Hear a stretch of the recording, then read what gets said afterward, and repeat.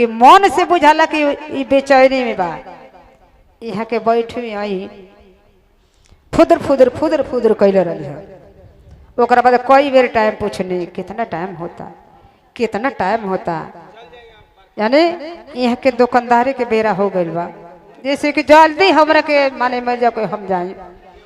कहल जाला कि कोयला ले करावल भारी होला, कोयला ले करावल भारी होला।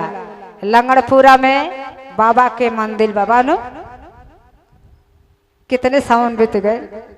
आज हमारा तेतरा गुरु बहन के मन में यहाँ के ई भइल है कि सब गांव में माई के मंदिर पर बाबा के मंदिर पर जब महादेव के 3 गो सूत्र से भजन होता, शिव चर्चा होता, तो यहाँ के मन में भइल कि तने हमनियों के अपना गांव में बाबा के मंदिर पर शिव चर्चा करावल जा। लाख कोई भी करी तो कहा मन बा, ये केहू तो कहले ना रहा।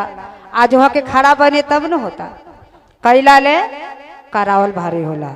जब तक ले केहू खड़ा ना होई तब ले कोनो काम नहीं के हो सके। मन बा सबके, मन बा सबके, प्रतिदिन मंदिर पर पूजा करे आवे नहीं लो नो, आवे नहीं लो, ऐसा बात नहीं खे। बाबा से मांगे नहीं लो, बाबा से कहे नहीं लो, बाबा के पूजा करे नहीं लो, लेकिन किए ना होई, कैसे होई। चली बड़ा सुंदर हो सबके एगो मौका आयल बा, आज बड़ा बढ़िया मौका मिलल बा कि यहाँ के दरबार में के मंदिर पर बैठ के 3 गो सूत्र के माध्यम से चर्चा भजन करत नहीं ना।